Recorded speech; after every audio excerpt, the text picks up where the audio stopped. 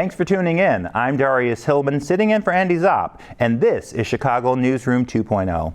At the roundtable this week, a special conversation with Crain Chicago Business 2024 notable Black leaders, Juatise Gathings, Dr. Gwendolyn Oglesby-Odom, Kimberley Rudd, and Kelwin Harris. I'll also sit one-on-one with the Consul General of Canada, Madeleine, Féquière, discussing the long-standing and critical partnership between our two nations.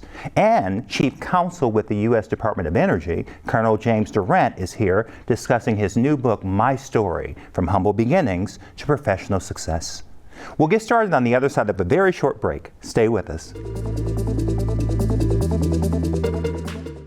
This month on Munson Tonight, where we make politics make sense, we are live with guests Commissioner Bill Lowry and the Mayor of Chicago, Brandon Johnson. Join the conversation Thursday, October 31st at 7 p.m. live, exclusively on CanTV Cable 19, cantv.org, and the CanTV Plus app. Hyperlocal news and public affairs. Experience the power of community television.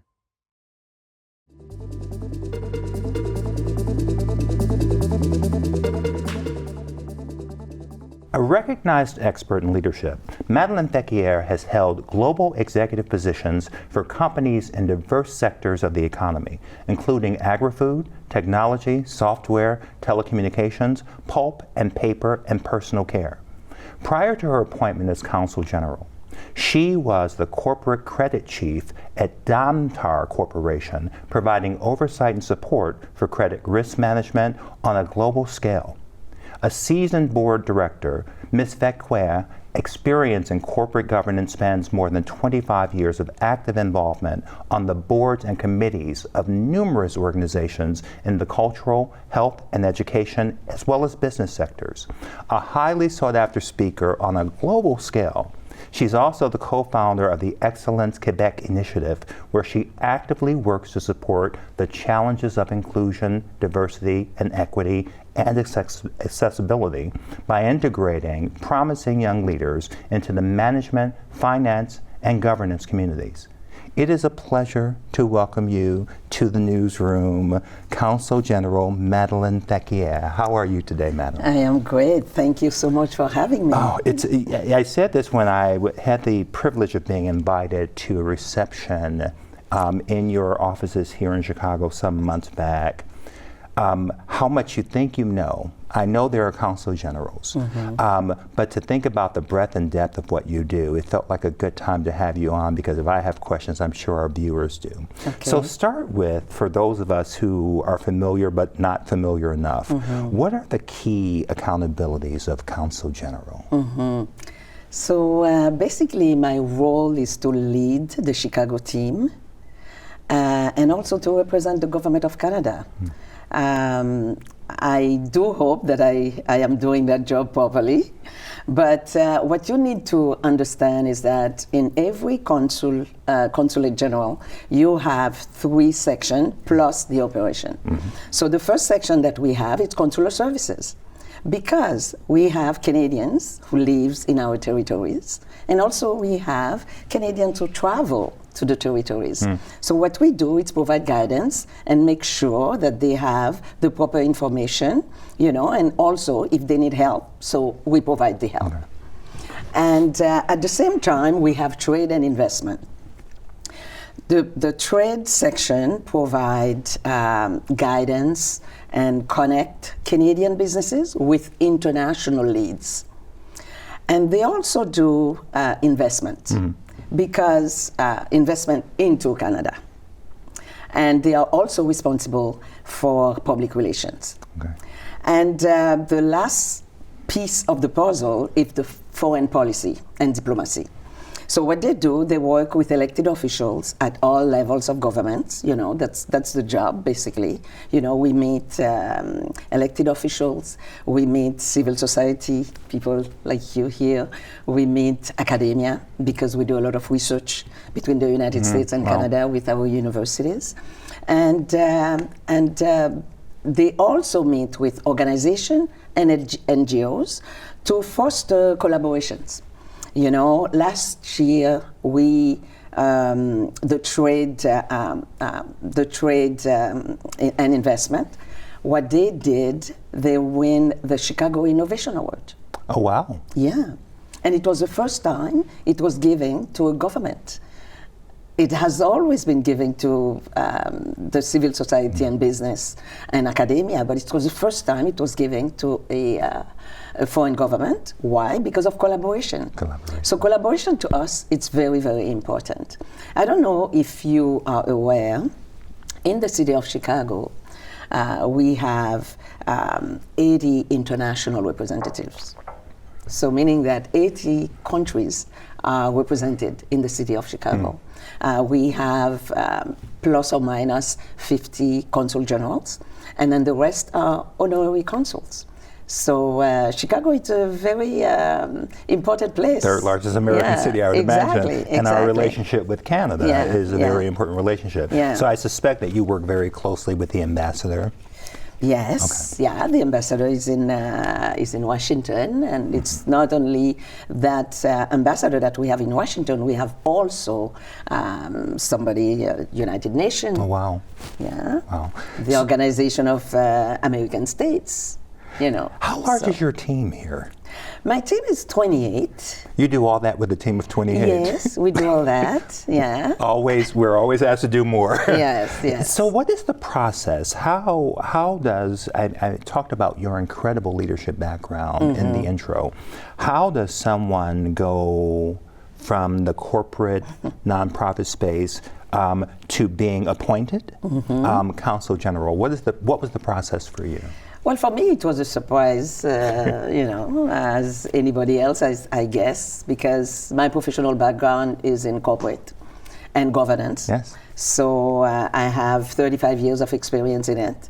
And I've also been sitting on boards. Before this assignment, I was on the board of University of Montreal. Oh, wow. I was on the board of Invest Quebec, and I was on the board of AMF. They control the financial markets in Canada. And I was sitting at my desk one day, and suddenly my phone started ringing, and I pick it up. It was from the office of the Prime Minister. Oh, good grief. And I'm like, okay, so what's happening here? And then she asked me if I would be interested in considering a position in diplomacy. Wow. But I proceeded to tell her that, I don't have the background. I don't have the background, and I don't know where that come from. I didn't apply for a position. And she said, well, that's the beauty of it, you know, because we've been following you. We've been looking at your all your initiatives, in Quebec, and also I received the Order of Canada. I don't know if you're aware of it. Yes, so, bravo. So, I think that's what maybe propelled them to call me after the Order of Canada, because it's the highest honor of the land, and we only, out of 40 million, it's only 800 people who has it, so that was mind-boggling to me as well. And so I went through a process. It lasted close to eight months. Wow. It's a long process. Sure. Because you have to be vented, you have to pass security, and all that, and then you have to go through a series of interviews. And then at the end of the process, I was cleared, and I was nominated in November 2022. Okay. And it takes at least 8 months before you get admission. Sure. So by the time I get to mission, it was July 2023. And I enjoy it. And how long is your commission? How long is your term? So I'm supposed to end in 2026. So you're in this important role, supporting the relationship between two important nations who are two key partners. Why does the relationship between these North American partners, the U.S. and Canada, matter so much, not only for us, but for the rest of the world? Oh, it matters a lot. It matters a lot. First of all, we have the biggest trade agreement, USMCA, with Mexico, Canada, and the United States. And Canada and the United States anchored the most favorable relationship that you can find between two countries. A lot of people are not aware of that. And also, Canada and the United States have a competitive and resilient. We reside in the most competitive and resilient regions of the world, you know. So it's like a match made in heaven. Every day we trade 2.7 billion. Every day. Every day. You know, of goods and services across both borders. And of the 50 US states, 35 of them have Canada as their favorite export partner. And you're here nurturing and cultivating. Exactly, and including my 3 states, Wisconsin, Illinois, and Missouri. Okay. 7.8 million US jobs depend on that the trading, really? On that relationship, yes, yeah. And we don't just sell things, we build things together. You know, the car you may be driving cross the border many times. And I told you this, I'm from Detroit. I am well aware what that relationship had meant. United Auto Workers of Canada, of America. I have, they're wrapping us up. I knew we weren't going to have enough time, but I have one more question. Why for you, it may seem obvious, but we'd love to hear your words. Why are you such a champion for diversity, equity, and inclusion? More than that, but reaching back and bringing forward the next generation of leaders who look like you and me. Why does that matter so much? It matters because, first of all, I was born in Haiti. So we migrated to Canada. So we've been there for more than 55 years. And all my nieces and nephews were born there, you know. And now they have kids. We have 18 little ones. And in my view, we need representation. And because I am of the opinion that if you're living in a society and you're contributing to that society, you need to be seen. So I fought very hard, you know, for the past, since 2016, I created Excellence Quebec, which foster advancement and representativity at every sectors of the economy. So now in Montreal and also in Toronto, you can see Blacks on TV, you know, you can see us being represented in business. The University of Montreal just hired a chancellor and he's Black. The Chamber of Commerce of Montreal has a Black president. So if you don't, you know, if you don't see it, you don't believe it. You cannot believe it. Exactly. I love. Exactly. We're going to have you back, Consul General. What a pleasure. I'm sure our viewers enjoyed this conversation, far too short as much as I did. You have an open invitation to join us back here at Chicago Newsroom. I'm sure Andy Zopp, when she's back next week, will want back into this and have a conversation with you as well. Consul General, thank you so very, very much. Thank you as well, Chicago. Stay with us. We'll be right back with this week's Roundtable. I'm Ricky Watson, and I'm inviting you to join me for the new CAN TV original program, Critical Conversations. Each month, I'll share space with special guests who, like you and me, are on their journey of self-discovery and deeper understanding. Join the conversation on CAN TV, cable channel 19, or stream live on cantv.org or on the CAN TV Plus app. Elevated conversation and storytelling. Experience the power of community television.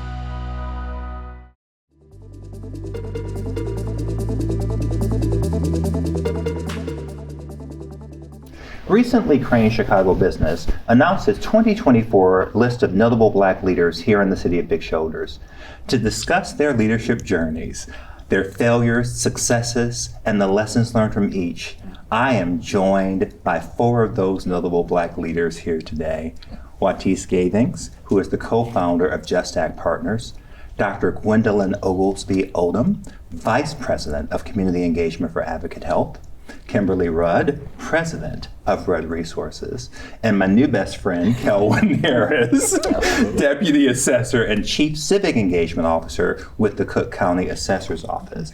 It is a pleasure to have you all here. Congratulations. Thank you. Thank you. Did you ever think when you were growing up minding your own Black business that the day would come where you'd be named by a major business publication as a notable Black leader? Not at all. No. Isn't it a unique, interesting feeling?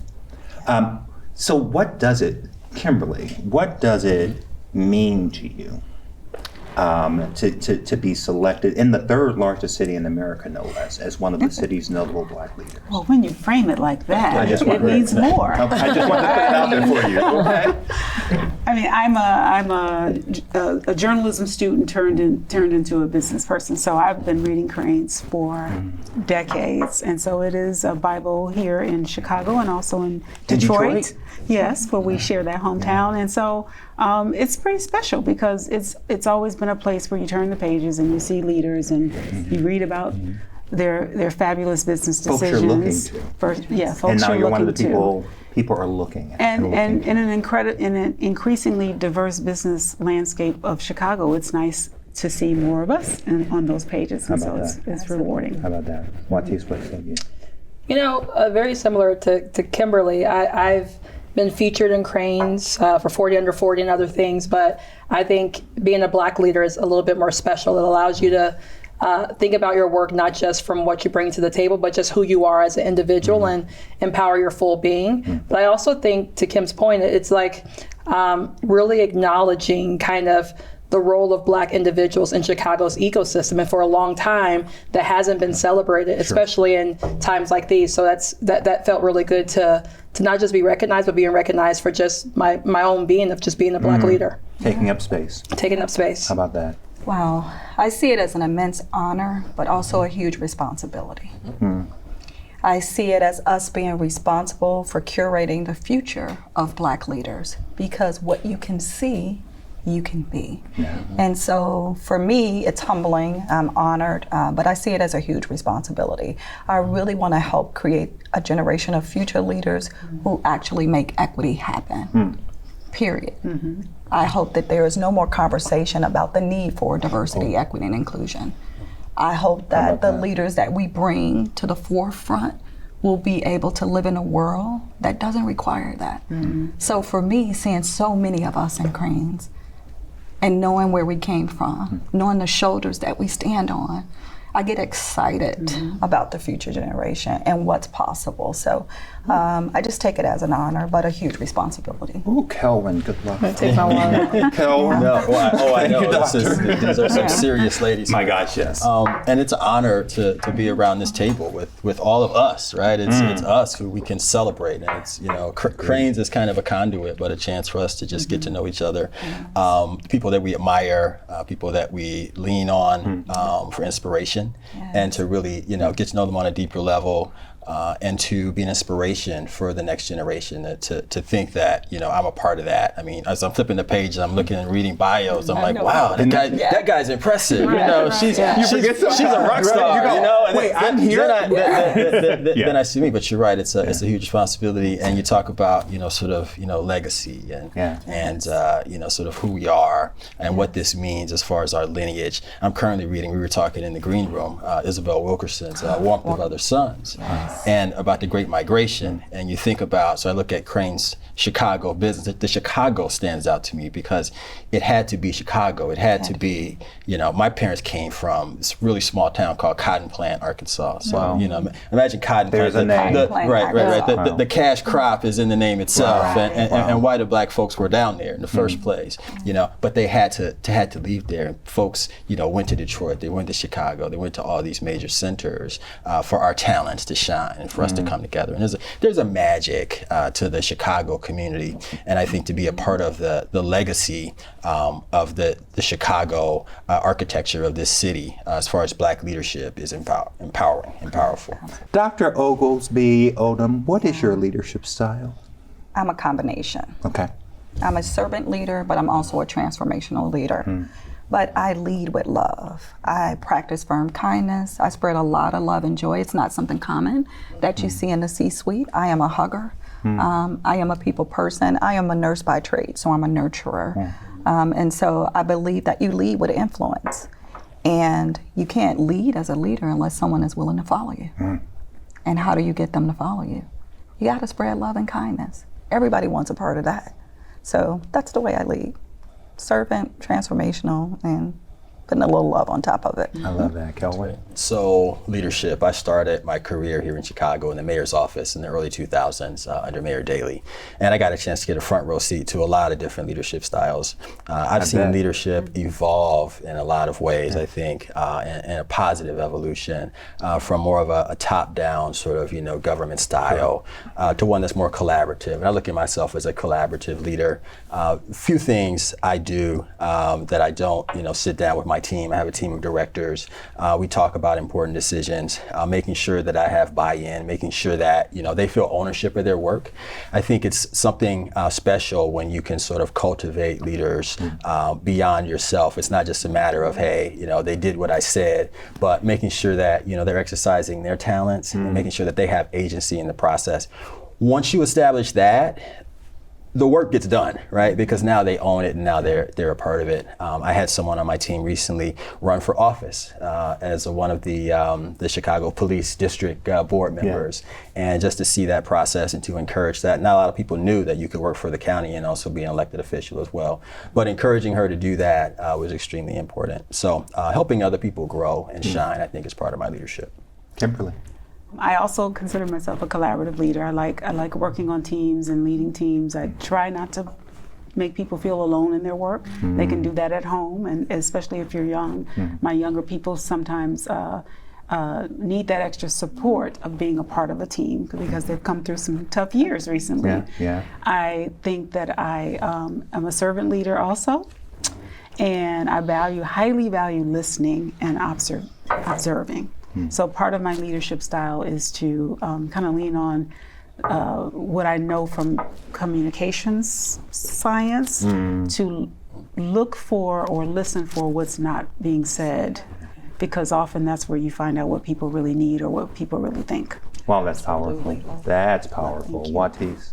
Well, Kimberly's met my mother before, and I'll say my leadership style was shaped as a child. We weren't allowed to complain in the household. We weren't allowed to talk about things that were hard or tough because it was a problem. It was up to us to go and fix it. And so I think that that's what kind of created a fire in me to be a transformational leader. There's not many doors or many spaces that I can't visualize and imagine better. And so I think that that's what makes my leadership special. There's no task ever too hard or too complex, because I feel like, as people, we've always had the burden of doing the hard things. And when things get hard, it's always harder for us. And so it's always been easier for me to climb just from the mentality of, it's always my issue, it's always my problem to solve. So I like to transform things, I like to build things, but I also like to do that while managing high-performing teams. I've always been super fortunate to have good leaders around me, but at the same time, it's how do you give them that same kind of fire to make sure they understand that there's no challenge too big for our team and we can all tackle it together.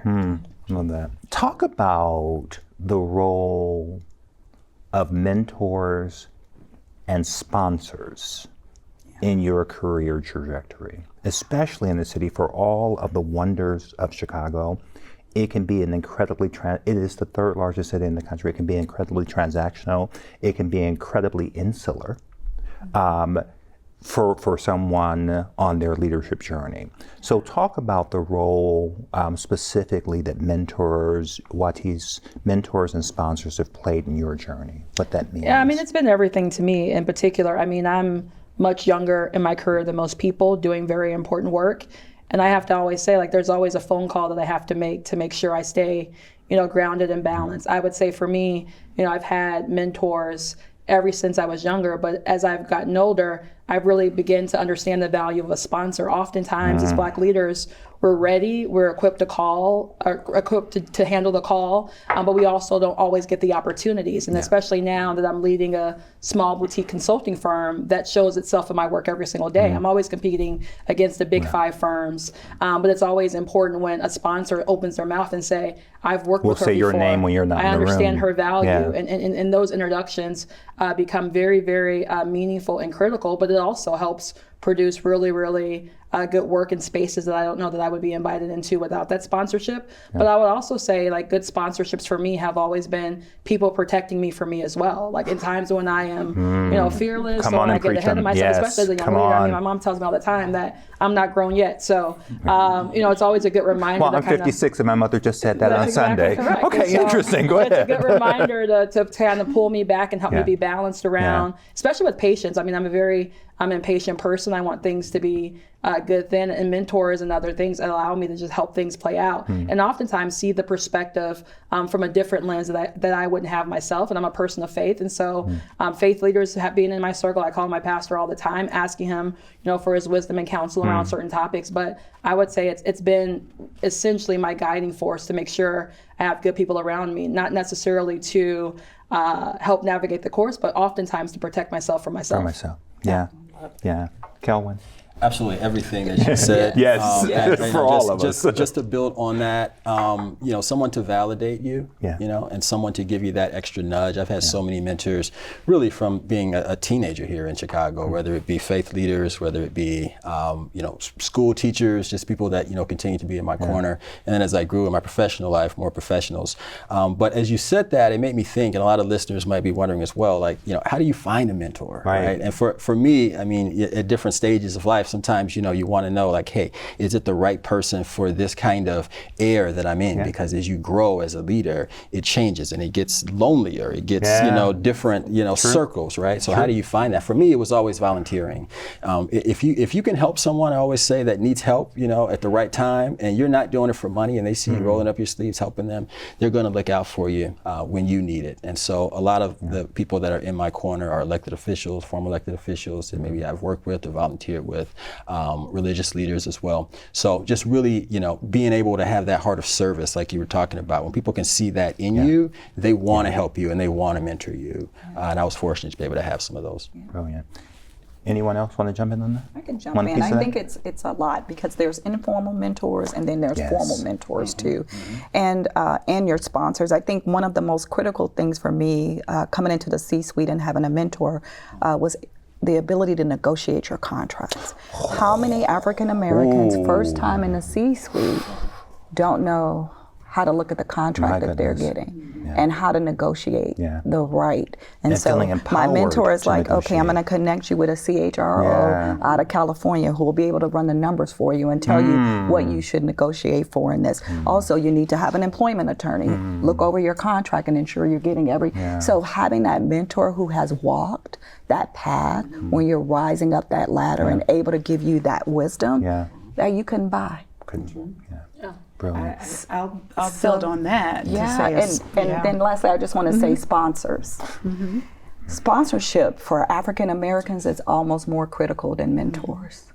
And I say that because those sponsors are going to say your names in rooms that you're not in, and that you may never be able to sit at the tables. And you won't even know they were having the conversation. Exactly. You won't even know it without that sponsor. And so a lot of opportunities come from networks.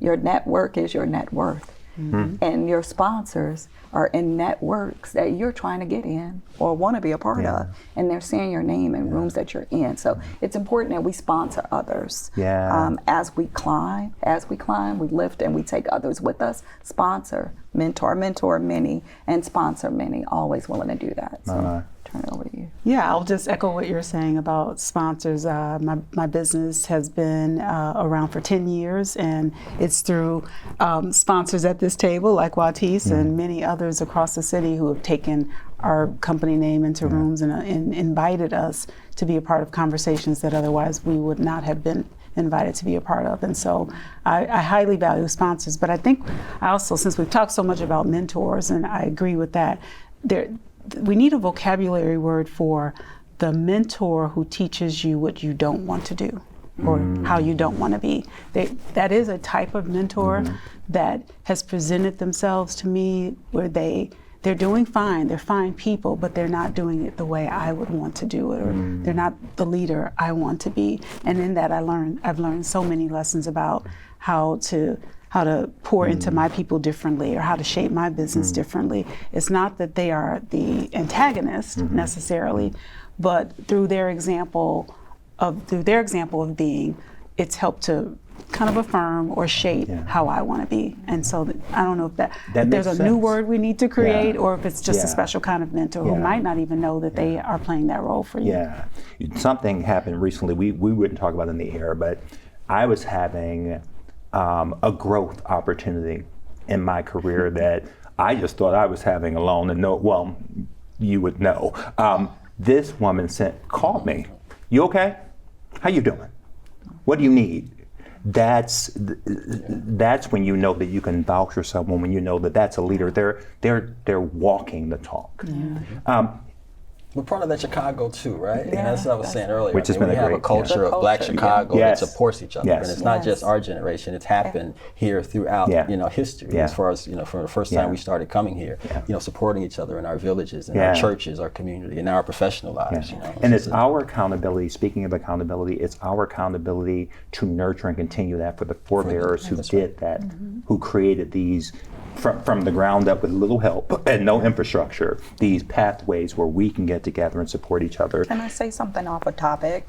Go ahead. Just based on this, being a leader and a Black leader specifically is hard. And our mental health is so important.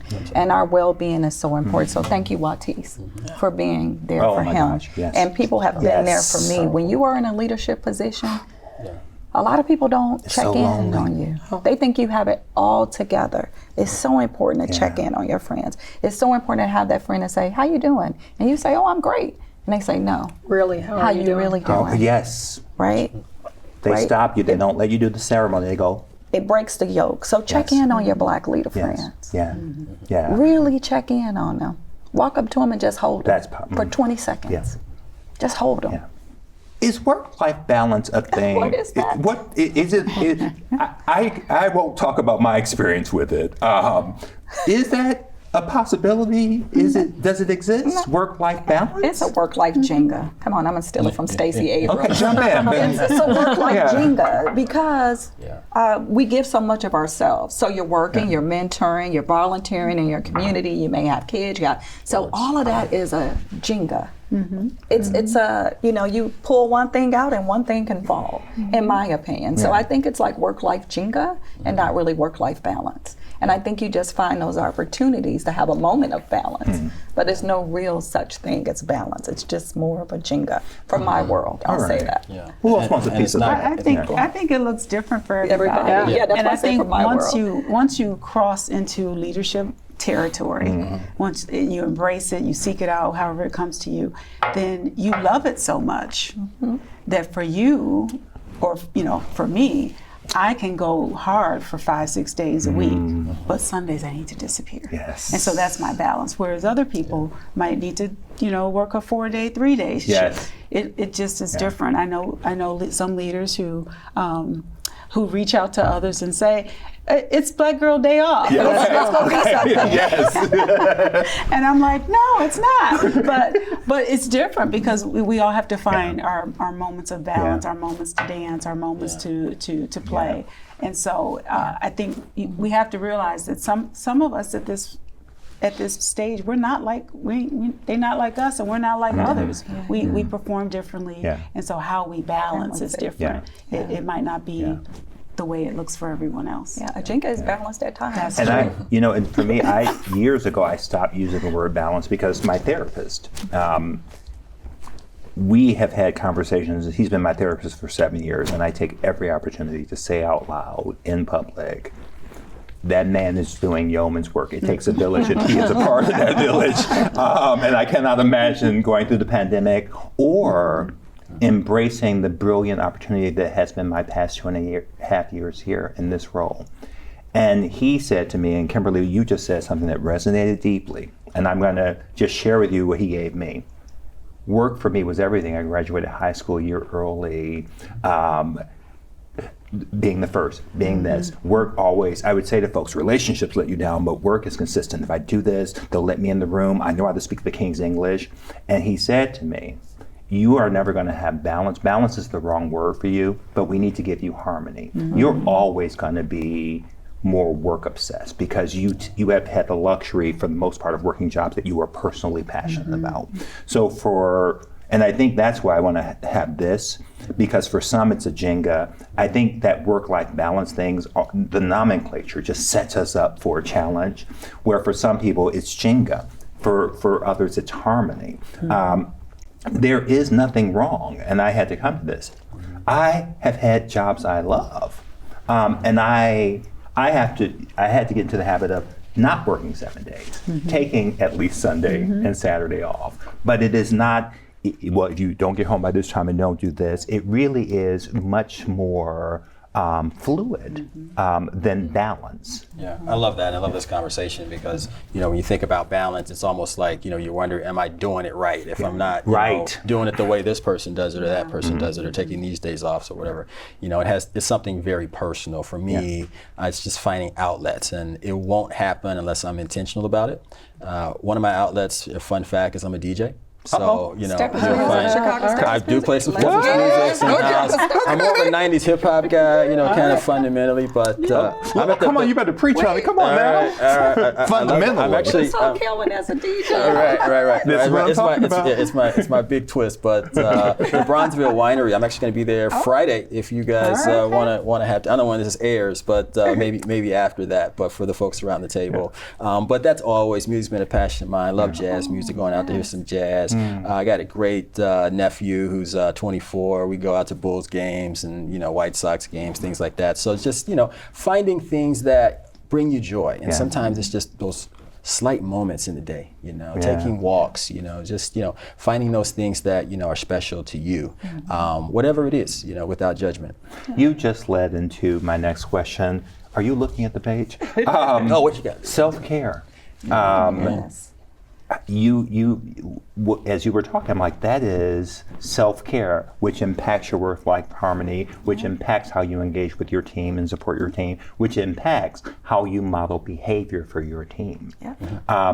So I love that self-care. How do you all practice self-care? I get up at 4:30 in the morning every day. Oh, that feels, no. Yes. Oh, I'm sorry, go ahead. But I go to bed at 8:30. I go to bed at 8:30. Let's agree on definitions. Several years ago, I read the book Miracle Morning Before 8 a.m. by Hal Elrod, and it really helped change my life. And I require every leader on my team to read this book, my AVPs, my directors, my managers, anyone that reports to me as a leader, they have to read this book. If you are not taking care of yourself, you cannot take care of others. We work in community. We're doing health equity work. This is hard work, and you have to be able to pour into yourself. So I get up in the morning, I pray, I meditate, I work out, I have a tonal, I have a Peloton, I have a 5-pound hula hoop, I have a Sound like treadmill. You use yours. That's nice. And so, that's my me time. And that's on my schedule every single day. That's it's not my a luxury me time. item, it's a requirement. It's on my calendar. It's a requirement for for me. And so for me, I do self-care every day. It's not something I have to carve out. It's just become part of my practice. We need to have you back on for segments on self-care, because it's hit or miss for me. Juatise, how is it for you? I do relatively well with it. I think that I'm fortunate enough to be at a place in my career where I get to do the things I love to do with the people I love to do it with. And so even if I'm working, it's typically with somebody who I have a great deal of respect for and enjoy being with. But I'm also a jokester by design, right? I like to go to games. I like to call my mom and razz her up. I like to call my little brother and see what he's up to. I'll call Miss Kim and give her a crazy nickname and ask her what she's up to. But I just find ways to fill my energy with people that I enjoy. But quality time is my love language. I love spending time with people. So if I can catch you one-on-one and catch, to Kelwin's point, I love going to sporting events. I just came off a weekend trip to Denver where I went to 3 games in a day and went to Phoenix the following week, which is probably why I'm a little bit hoarse today. But I enjoy those kind of things, and I always show up. I mean, whenever there is a critical milestone in my family or with my friends or their kids, I'm going to find a way to be there, even if I have to do something crazy to get there, because it's important. In those moments, you don't get back. And so that's kind of what fills me up, is making sure other people around me feels kind of happy. And I always just don't take myself too seriously. I always find some time to play within the day. We're going to lose time again, but I want to ask a final question. We may not have time to get answers from everyone. A piece of advice for a young emerging leader watching us right now, watching this conversation with you brilliant leaders. what piece of advice would you give an emerging leader? One piece. Kelwin. I would say Chicago is a long game. You know, I talk to people in their 20s and they're like, Kelwin, you know, my career is over. I wanted to get this kind of job and it looks like, you know, she got it and, you know, I'm on the wrong path. And I say to myself, you know, Chicago, Tim Black once said, you know, just be prepared and the door is gonna open, you know, the historian Tim Black. Now here's someone who I have deep admiration for and, you know, a mentor to Barack Obama and, you know, countless leaders in this city. But the door open, just, you know, wait, be patient, you know, prepare yourself. But you are a part of an ecosystem of leaders that are looking for talent. Chicago's always looking for talent. And we're eager, as you can see from the conversation around this table, to continue to cultivate that. So it's gonna happen, just prepare yourself and don't think of it as being a straight line. All of us around this table and all of us in Cranes have had ups and downs. My goodness. You know, I'm a unicorn, I tell people. I've done, you know, government, nonprofit, you know, I was working on a startup at one point. I mean, but back to the things that I love, you know, and it always sort of pulls you back. So don't be afraid to take risks. Don't be afraid to jump out there because the door will open if you stay prepared. That's our time. Yes. Kelwin, Kimberley, Dr. Gwendolyn, and Juatise. I thank you. This city is better for leaders and human beings like you here. Thank you. This is our first, but it won't be our last. We'll talk again. There's so much work to be done in support of this community that we all love so much. But congratulations, noble Black leaders. It is a pleasure to sit in conversation with you in community. On the other side of the break, I'll be back with a special one-on-one conversation with Chief Counsel for the U.S. Department of Energy, Colonel James Durant. Stay with us. This month on Munson Tonight, where we make politics make sense, we are live with guests Commissioner Bill Lowry and the Mayor of Chicago, Brandon Johnson. Join the conversation Thursday, October 31st at 7 p.m. live, exclusively on CanTV Cable 19, cantv.org, and the CanTV Plus app. Hyperlocal news and public affairs. Experience the power of community television.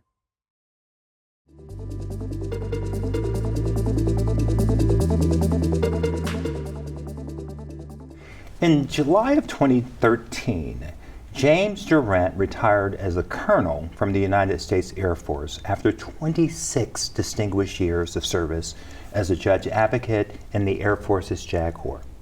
Currently serving as the Chief Counsel for the U.S. Department of Energy, Colonel Durant recently co-edited a book, My Story, From Humble Beginnings to Professional Success, a guide for young professionals. Colonel, it is a pleasure to have you back at CanTV, but to welcome you for the first time on the Newsroom. How are you? I'm good, and thank you for everything. It's a pleasure. And I know you have so many titles. We'll talk some about your career. Today you are with us as an editor. Yes. And these are your personal thoughts and feelings, which are important to have. You'll notice this show has been about leadership. And nothing says leadership like a colonel with 26 plus distinguished years and the career that's still moving forward. What has been in your career that is not nearly over, but has been substantial? You have earned, you are a colonel. What has been the red line? If I were to say, what is the through line of your career? What has been the consistency of your leadership journey? I would say, and thank you, and again, my comments are my own, don't reflect anything from any of the departments I've worked for.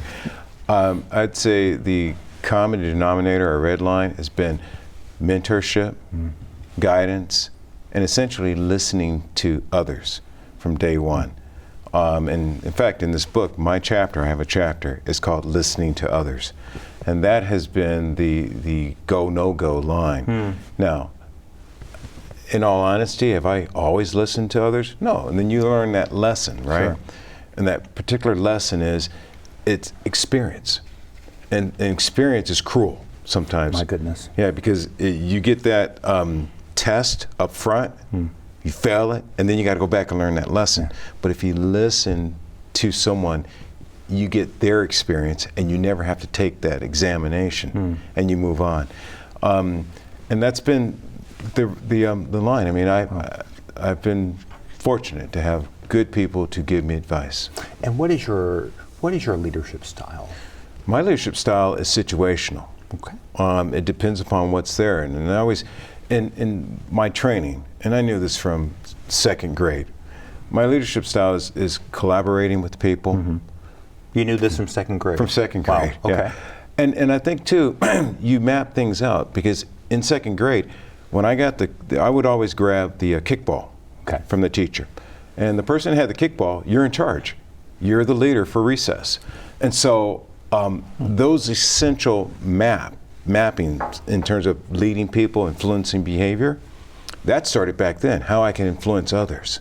And that's what leadership is, the art and science of influencing others to accomplish goals. And so handling that kickball, I could pick out, hey, would you like to be the other team? And you pick your guys, I'll pick my guys. I'll take Cindy, Mike, and John. And you have Henry, John, and Susie. And we play. I just led you and led everyone else to accomplish the goal of playing kickball for that time. And so the situational, though, where it comes in is sometimes you have to be quick and you have to be abrupt. Mm-hmm. And I normally, with all my staffs, I had many staffs, and I'm here because of staffs. That's something else. I'm really thankful for all the people who I worked with. Giving them an opportunity to lead too. I will apologize to them up front and let them know if it's something quick and I'm short, I apologize, but I don't have time to go into a lot of flowery language and things of that nature. But then you're in the coaching. I really love that paradigm, you're coaching, where you're the person in the dugout with the cigar in your mouth, and and you're there's the picture. Yeah, and I have a couple folks on my staff right now. I use that example a lot. I said, hey, you're on the pitcher's mound. I'm in the dugout. I've done what you're doing, but today's your day. Today's your time to shine, because someone gave me an opportunity to shine. They let me go and pitch on the mound. Actually, I did that, and I was a terrible pitcher. But But notwithstanding, the point is a solid one. What drew you to the military, specifically the Air Force? I wanted to fly planes.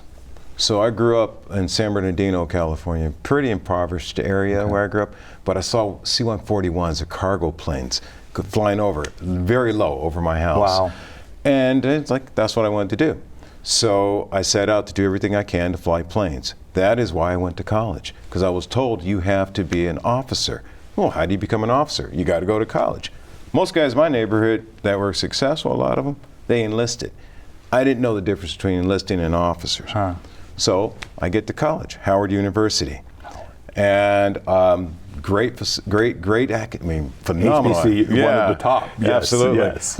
And I stayed there for 7 years. See, what happened though is I got my pilot slot senior year, but there were issues.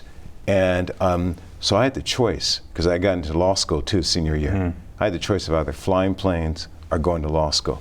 And my instructor, who was a pilot from Vietnam, he told me, go to law school.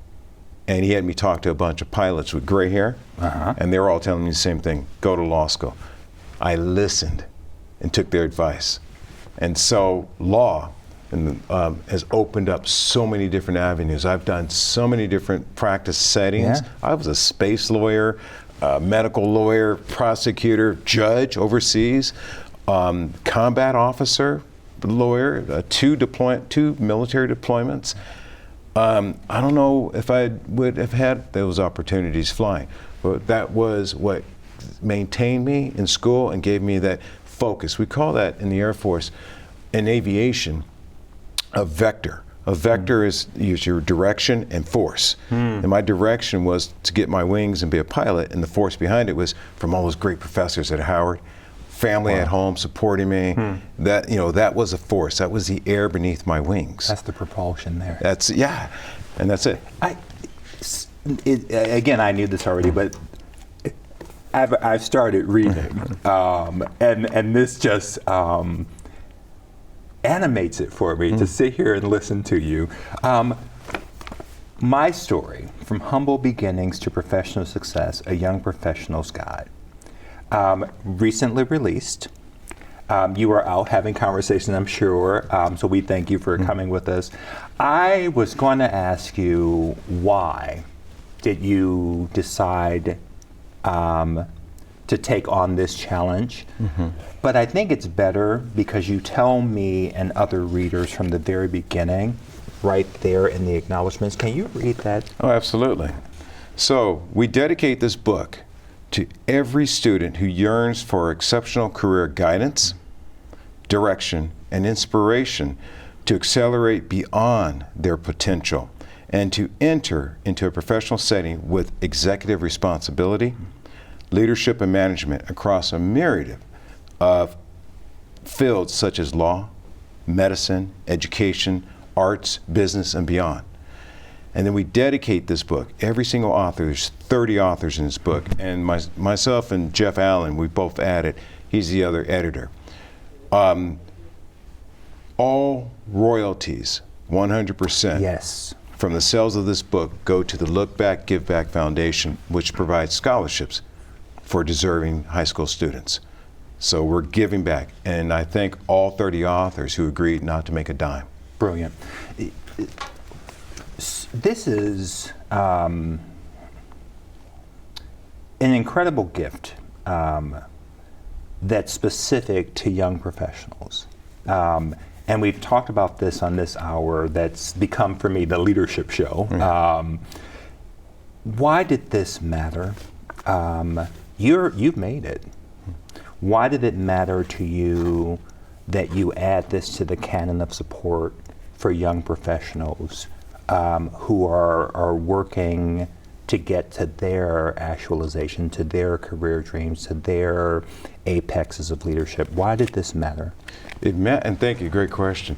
It mattered because there's so many students I've encountered and others who don't have any real focus, just kind of out there changing majors, trying to look for some sort of guide. And I wanted to not just focus on the law or some specific area that I've been in the military. Sure. That's why I decided to go with a myriad of different settings. And putting it in one document. And in fact, when I wrote the outline for Routledge, who published it, and we're very thankful to Routledge for doing that, there was nothing on the market. A one-stop shop. Yeah. You have, and then each of the stories we limited to about 10,000 words. We knocked it down to about 6,000. So you get it up front, and it's not drawn out. And each author gave their perspective. They gave their guidance, professional development, mentorship, and leadership, all housed in one document. And now, one of the questions is, why didn't you go after folks that people knew? We went after individuals who were chiefs, queens, and kings in their own fiefdom. Yes. And so, Mark Collins, for example, NFL football player, 3 times Super Bowl.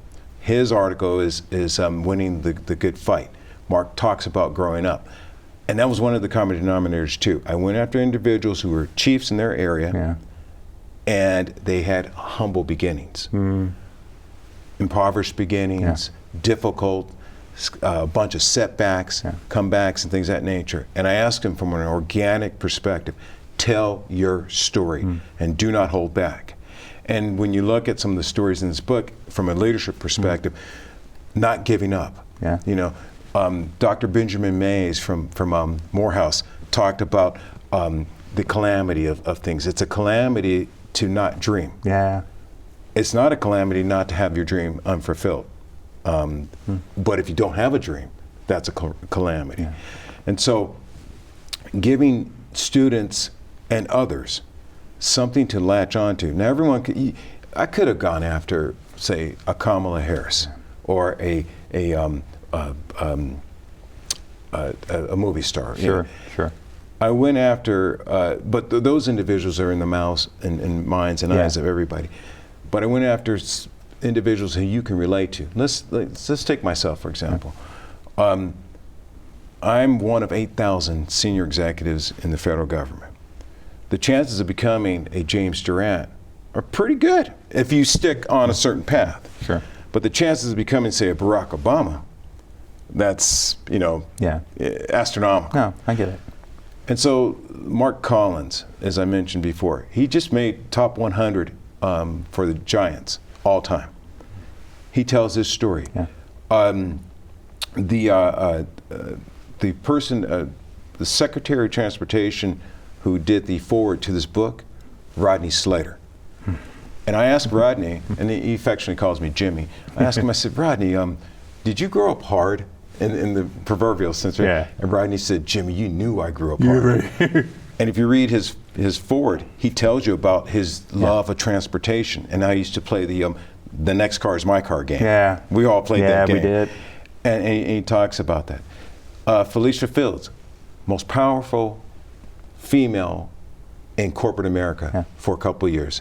Ford vice president, okay, for human capital. She talks about her humble beginnings growing up, her father working in the plant, one of the plants for Ford, and telling her story and how she listened to others. Yeah. So there's a whole bunch of different points. Colonel, we are going to have you back. We will never have enough time, but we wanted to get you on to share not only your leadership journey, but this this guide, the Young Professionals Guide. Leadership is a tricky terrain. It certainly is when you are young. And you have not had resources just thrown upon you, and you're finding your way and learning as you go. So thank you for this. Thank you. My story from humble beginnings to professional success, a Young Professionals Guide. Colonel, thank you very much. We appreciate it. And we will be back with my final thoughts, a few final thoughts, after this short break. Stay with us. Welcome to Presente, a public affairs program elevating the voices and visibility of matters most important to the Hispanic Latino community, spotlighting leaders who are actively implementing solutions and fostering community-led responses to the issues in their local community. Join us monthly via Channel 19, streaming on cantv.org and the CanTV Plus app. Elevated conversation and storytelling, experience the power of community television. Growing up, my mother would advise me with notable regularity. There is a time and place for everything. Sometimes it's best to stand down and keep your thoughts to yourself. And other times, it's imperative that you stand up and fight for what you believe in, no matter how hard or uncomfortable doing so might make you. With less than 2 weeks to go before the most consequential election of our lifetimes, the time for standing down or believing you're standing up doesn't matter has long since passed. I'll grant you, America's two-party political system is absolutely flawed and far too often doesn't appear to be even remotely inclined to serve those of us with highly melanated skin, those of us not born into generational wealth, those of us not, white. For a country whose original sin is the atrocity of enslaving black people, the fact that our interests don't seem to interest those in political power is unsurprising. And yet, I still implore you to vote. Vote because not doing so is exactly what those who support Project 2025 and voter suppression efforts and the school-to-prison pipeline want you to do. The powers that be want you to give up all hope and relinquish one of the few tools at your disposal to hold them to account, your vote. In the weeks and months and years after November 5th, 2024, we'll all be dealing with the results of our individual and collective actions on Election Day. You may think your vote doesn't matter, but with democracy and freedom on the line, literally on the line, this time, you need to vote anyway. I fear what awaits all of us on the other side of Election Day if you don't. Please vote. That's our time. Thank you for tuning in. Andy's back next week. Until then, be well and well informed.